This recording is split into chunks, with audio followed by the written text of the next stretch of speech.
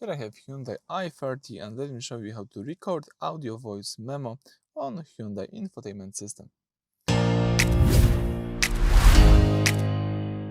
So at the very beginning, let's start by using the home screen. Let's swipe to the left and here you should find voice memo, as you can see right here.